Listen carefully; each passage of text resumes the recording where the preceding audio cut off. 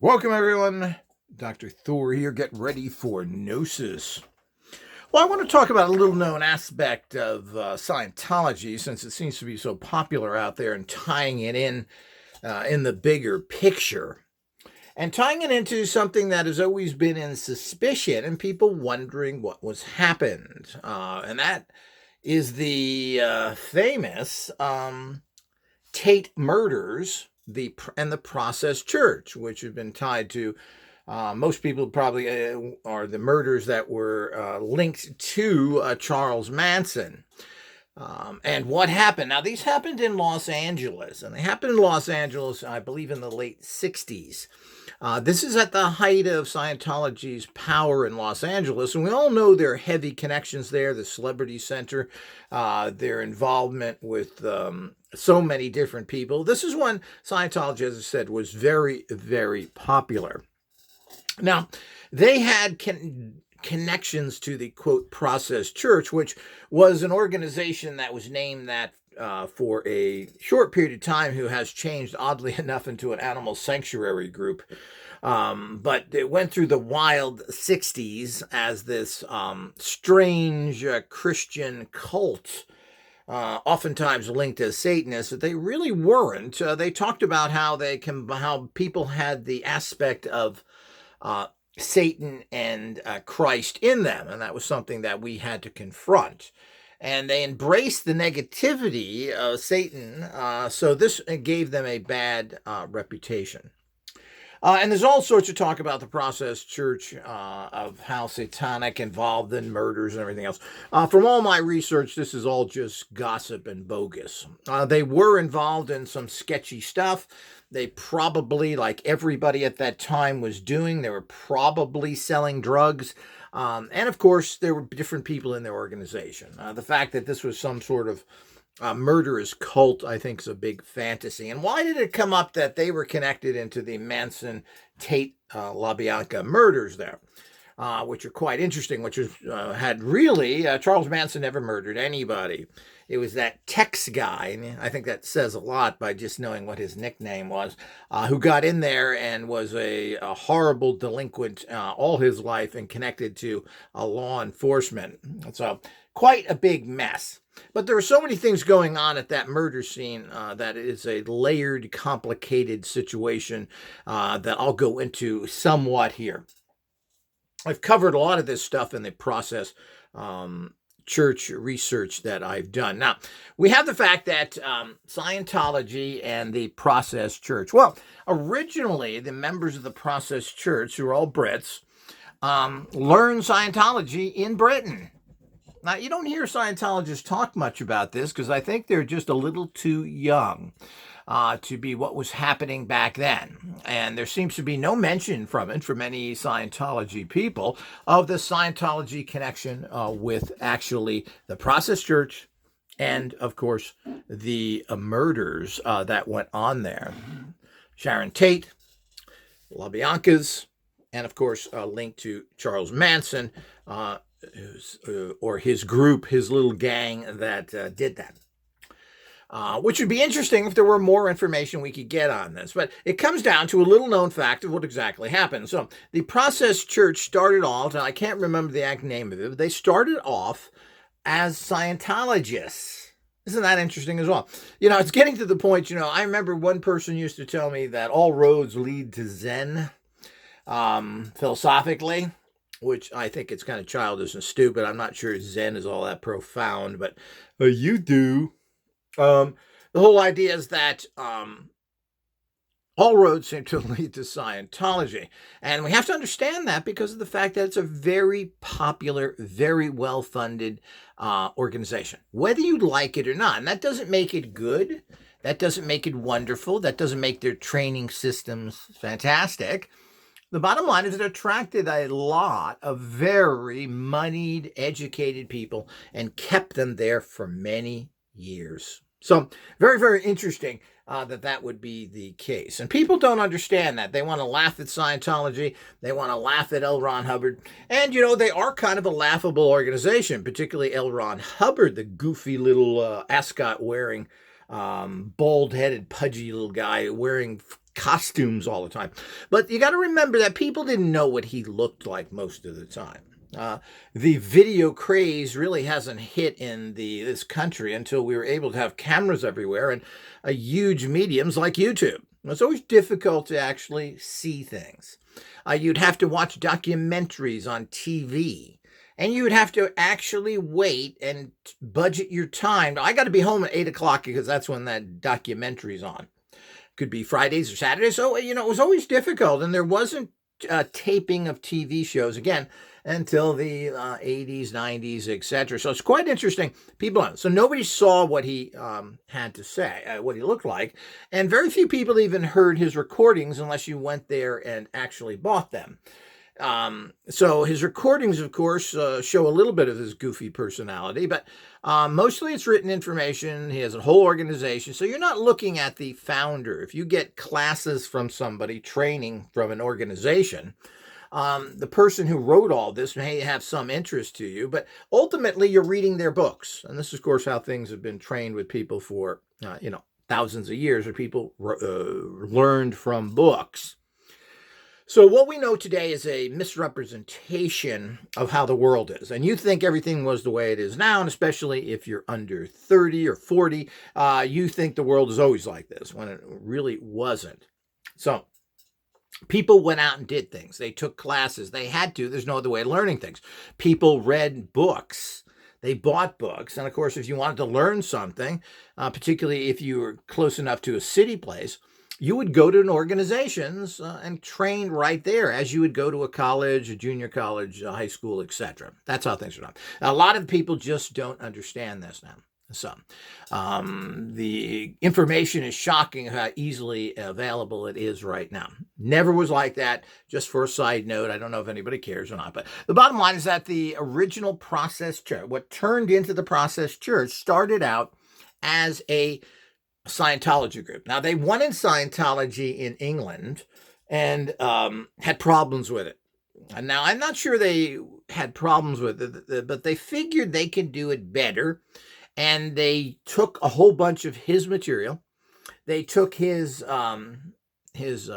e-machine, his lie detector type machine, and gave their own spin to it. Well, you can imagine how this enraged. Now, Scientology allowed everybody to do this, and they got off scot-free. You would no longer have a system to teach, because everybody would be stealing it.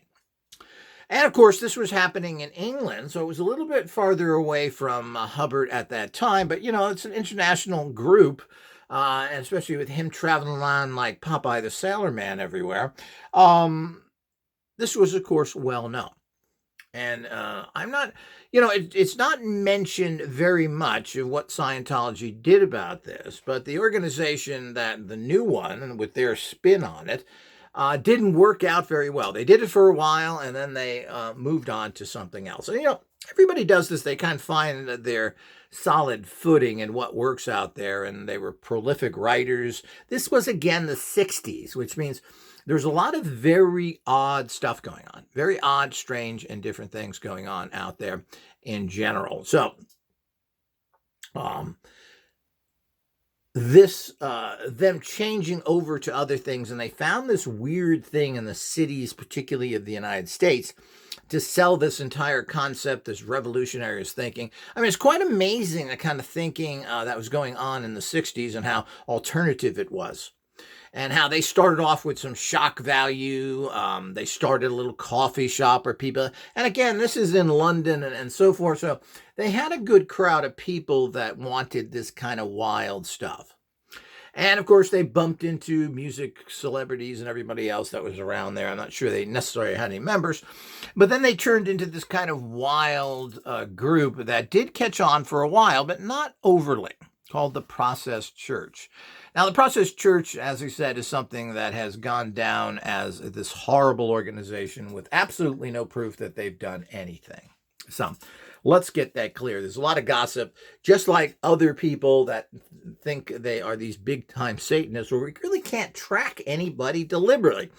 There are reasons, and I'm going to give you the reason why the Process Church was demonized from day one.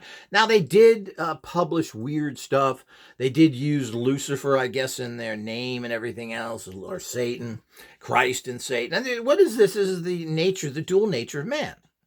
If this was coming from Asia, you'd call it the yin and yang symbol. So people get overly carried away with what they were saying. And if you listen to most of their stuff, other than some of the stuff they put out there for shock value. And remember, this was the 60s and into the 70s when a lot of very wild stuff was going on. It's shocking when you read this stuff. But the whole idea is they were not satanic in any way. They were very conservative in their priesthood. And while they had some wild things going on, which were typical 60s, which means lots of drug use, some orgies and other things, that really wasn't part of their platform. So the two people that ran that, a man and a woman, who were running that organization, two Brits, were starting this. And you can see they got into Scientology. It shows you another interesting fact of how powerful Scientology is. Here with all the cults and everything else that was happening in London at that time, from all the groups, the magic, the pagans, the sex clubs, they decided to go into Scientology and were there for quite some time, I think, as actual practitioners there, and then decided that they didn't like it or whatever the entire story of there. So, needless to say, it really doesn't matter, but they started their own group and they copied Scientology. Now, can you imagine the hissy fits that these Scientologists are having that are known for their vicious attacks on everyone? Certainly, there are vicious attacks during L. Ron Hubbard's period. And of course, now in this day and age, it seems to be common way of working. Particularly, we hear about this, go after the enemy, no holds barred, whatever the terminology he used, and everything that goes with that. So here's people that were actually deliberately copying. Here we go. Here we go with the Process Church spooky demon people. But before that, let's formulate a question in your mind, and we will give you your spiritual answer from the Mystic Pyramid.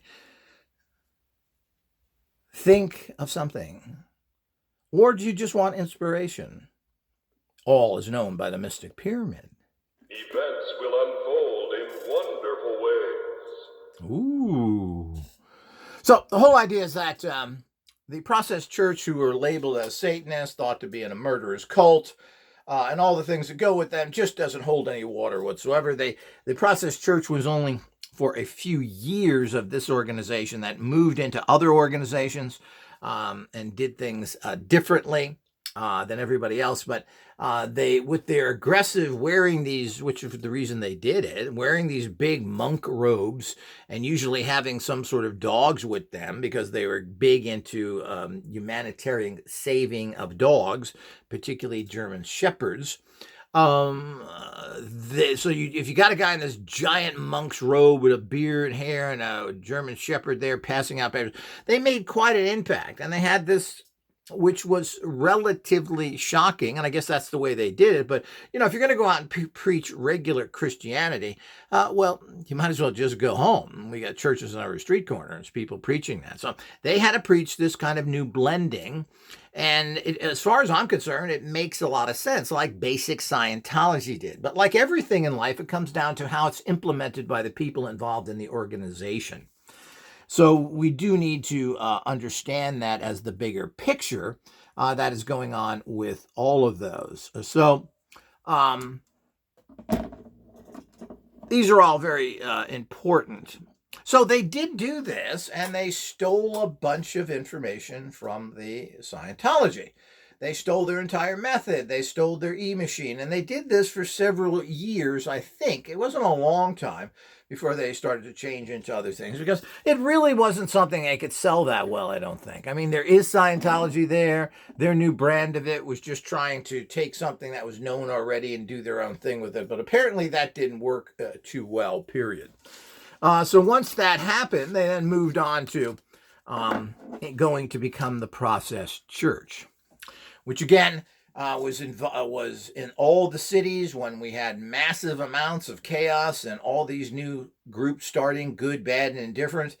There was a lot of serial murders at that time. And of course, this ties into the Son of Sam, of course, or the Process Church supposedly had contacts with to some degree. But again, this is all just, they're the scapegoat for everything, just like Lieutenant Colonel Michael Aquino, the head of the Temple of Set, is.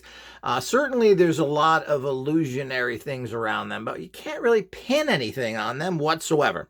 And just because it's coincidental and they were in this area and they moved to another area, well, a lot of things like that just don't add up.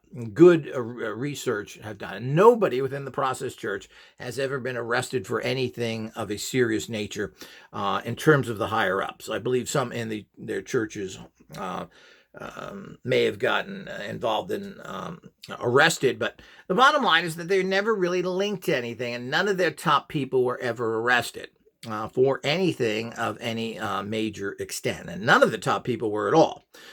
They were basically the people involved with it. He was a trained architect and eventually went into that field, I believe, and made his own career after working with us. Well, I'm not going to go into the Process Church. It's a long story.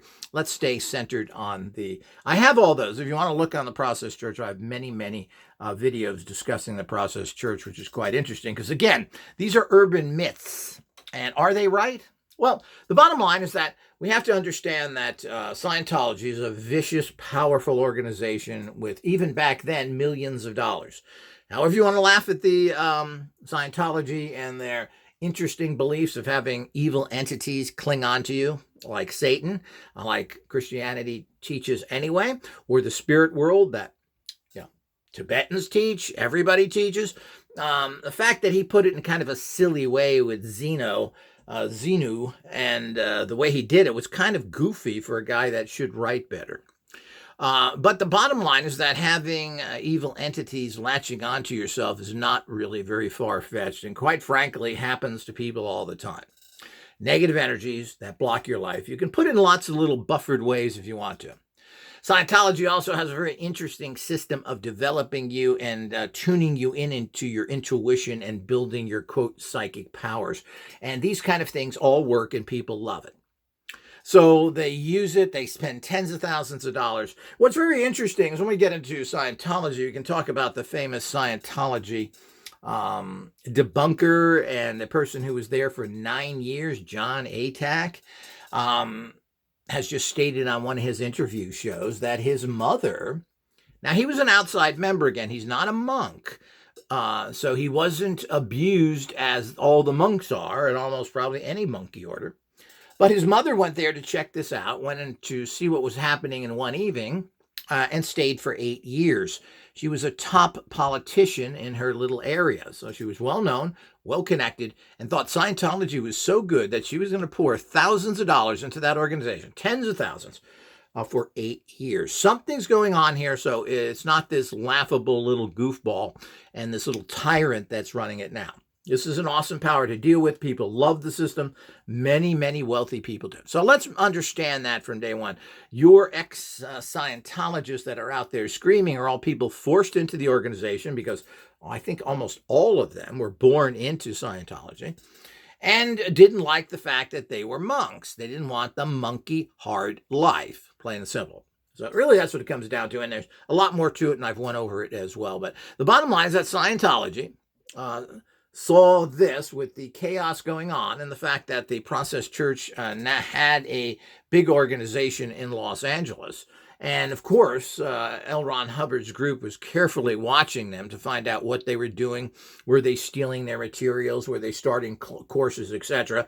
This is money out of his pocket. This isn't some guy that just went out of Scientology and attacks it, which is they spend hundreds of thousands of dollars a year, if not millions, going after these people, buying the police police departments, etc. So these are people that were directly stealing Hubbard's information and his technology. You think he forgot about that? Yeah, forgot about that. So the whole idea is they were under watch their entire life by Scientology, which is interesting. They were well aware of all the weird, strange things happening in that scene, these groups that were connected to serial killers, to murderers, to a lot of organized crime, etc., which is still going on today. None of this has really changed that much. What's interesting about the Process Church is they ultimately ended up turning into, and have been for almost, I think, 30 years, an animal sanctuary, one of the largest animal sanctuaries in the country. That are now located in Utah, taking care of thousands of animals. It's a huge operation that's taking in millions, tens of millions of dollars, actually. I think close to 80, 90, 890 million? I don't know. It's a huge amount of money they're taking in as an animal sanctuary and are running huge programs to stop the killing of all animals, period, particularly dogs and cats, and to go to a no-kill program as soon as possible. So, and they have the money and they go out and do things. Again, like everybody, they've been criticized of the way they handle people, like every organization. People are abusive. They find suckers and they abuse them for what I consider no apparent reason. But treating people good doesn't get you anywhere. Of course, if you think that's not the truth, you've never owned a business, been a boss, or anything else. So the fairy tales that you treat people good and they respond that way generally is just a fairy tale. Just as in the Matrix movie, mankind rejected the reality that was given to them when it was perfect. They could only live in a disgusting reality. And I think that has a lot of truth to that. But let's get back to the Process Church and Scientology. So Scientology is a big, massive organization in Los Angeles. This is where a lot of their energy went. Hubbard was very smart. He wanted to get influential people. Well, who's the most influential people in the world that are kind of common, that you can kind of grab? I mean, you're not going to go move to Massachusetts and put a place next to Harvard. Certainly, these are educated people with lots of money. Well, they probably have something there. For all we know, there's a Scientology org. Amazing how we all know the terminology now. There's probably one in Harvard or close to there. I wouldn't doubt it. But these are not where we're getting your mean, even though they appeal to those people without much of a problem. But where do you want to get lots of people that have a lot more influence? And of course, that's Hollywood. So he put a lot of money into Hollywood. He has a huge Hollywood following. And let's just ignore the movie stars. He had a huge Hollywood following for a whole bunch of people, including directors, producers, and everything else. This is how he wields a big hammer in Hollywood and how he gets his actors a lot of jobs. But that's another issue. So the whole idea is that he's got this great vengeance on, this great hatred for these people. And he certainly didn't forget it. And of course, part of their policy is to hunt down people that attack them and do whatever necessary to get rid of them. Now, these weren't people that were criticizing Scientology. As I mentioned, they stole the system, including the e-meter. This is the ultimate. So what did Scientology do with these people? Well, the point is that they were always watching them, figuring out how can we actually get these people in the reality of affecting them. So, well, the way you do that is through the actual fact that you watch them, find out what they're doing, and then you try and jump on them in any way that you feel is correct as a Scientologist. As has been written by Hubbard, go after them, do whatever it takes. So these are out and out thieves. So what exactly happened there? Well, I'll tell you. So here's what happened when all that came up. Since they had a presence, the Process Church in Los Angeles at that time, and were being watched, there was the Scientologists who were heavily connected in the Los Angeles Police Department, the courts, and everything else, because they had bought their way in there. They know all these people. They pay a lot of money to them. So Scientology, when these murders happened, and they were still, this wasn't cut and dry who did this, who's involved in it or not, but Scientology came forward and stated that, the people involved in this stuff are the Process Church. And they told Vincent Bugliosi, the person who was the actual prosecutor in the Tate murders and of Manson, They told him the connection of the Process Church to these particular.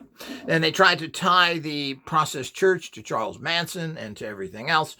And of course, at this time, all the troublemakers were kind of near each other to a degree. But the actual connection between the Process Church, Manson, who apparently took Scientology courses in prison, and we just don't know, again, the full story. Some people say that he got to the cleared level. I find that hard to believe with Manson, but he could have. You got to remember, these people, whatever they may or may not be, they're not necessarily stupid or can't think properly. They just think different, and that could be good and bad.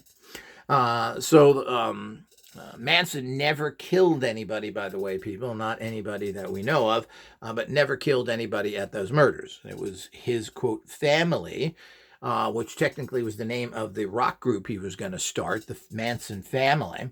It wasn't as notorious as you think it is, and was not even at that scene. So the whole idea is the Scientology came in and stated that, yeah, this is part of the Process Church, people. They're involved with this. Now, we know now that this was a very complicated issue. And why was Bugliosi ready to jump on that? Well, apparently that house in that area there, so all the alleged information goes, was a heavy place for huge amounts of organized crime, drugs going through there.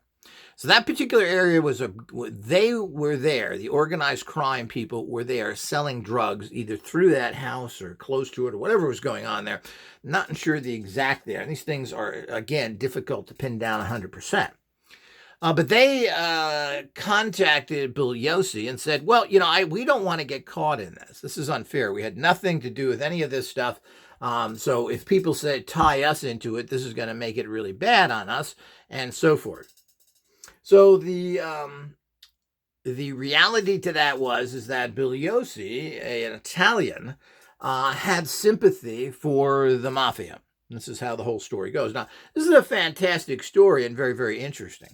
And I think it rings very true. You got to remember, things are never straightforward. You can't prove anything, say this person did that. And this, of course, is all alleged speculation. We don't know. But this is how the story goes from a few researchers. To me, it makes sense. So Scientology came out of the woodwork and tried to nail those guys. Well, let's really get them now. Let's get them involved and traced into and connected to an actual well-known murder and drugs. So the whole idea is that's exactly what happened, and that dogged them for the rest of their existence as an organization until they became a animal sanctuary. And even to this day, people have stated that the animal sanctuary people are dirty, and they're doing. That's what a lot of people claim. Yet I can't find any traces of that whatsoever. Point is that they eventually went from these different goofy religious organizations to animal sanctuaries and then bought a big piece of property, were able to kind of luckily pull it off and somehow have huge followings today and taking care of animals all over the United States and trying to stop any kill of animals, which are certainly a worthy path to go on. It's amazing how people don't want to give anybody any kind of forgive and forget attitude, which of course everybody preaches but never does. It's amazing how we have no problems allowing being friends with, buying their products, and even protecting them who murdered 100 million people in World War II, and we think it's perfectly fine. And they're our buddies, the Japanese and the Germans. They're our buddies. So the whole idea is some organization that may be a little dirty, well, everybody wants to go after them. Or what recently come to my attention is teenagers that are being sentenced to life in prison. And people aren't even trying to rehabilitate these people who have done, obviously, murders, sometimes more than one. But these are very disturbed children that need help. Do they need to be in prison for the rest of their life and us pay $50,000 a year for them? I don't think so. I think what has to be done, and of course with all of our prison systems, which is nothing more than a con game done by big business, is a really sad situation. But again, nobody wants to forgive and forget. Except if it's mass murdering countries and hundreds of millions of people. That's okay. Let's buy their cute little cars. Ooh. Who cares if they had millions of sex slaves? Ooh, we don't care. So this is the way things go with all these, that we allow this to happen because of weak-kneed governments and particularly incompetent military leaders who seem to be the ultimate cowards when it really comes down to it. Some even traitors, like is alleged with General Patton, who basically was a traitor. He was a Nazi traitor who read the Quran and talked about how wonderful the enemy was and how he hated his own people. Really a filthy, disgusting scum. So the whole idea, well, let's make good movies about him. So the whole idea is the Scientology came out and went after, with tooth and claw, as the old saying goes, went after the Process Church to link them to these murders. And they had a willing ear with Bill Gosse. Bill Gosse bought into this because, again, he was looking for another angle for his case to move the suspicion away from what really was going on. And that apparently was mostly a murder over drugs, by the way, and the rest of the stuff has been really distorted. And Bulosi, as has been alleged with him, is the fact that he was participating in these other types of things going on to cover things up and to move away from apparently organized crime money. Now, organized crime is everywhere. And Charles Manson worked for organized crime indirectly as well. So there's a whole bunch of things going on, which I won't go into this and make this terribly long. So the whole idea is it's very interesting that Scientology, yet again, has a direct connection to the Tate LaBianca murders. They have a direct connection to the Process Church, which they have been after for years.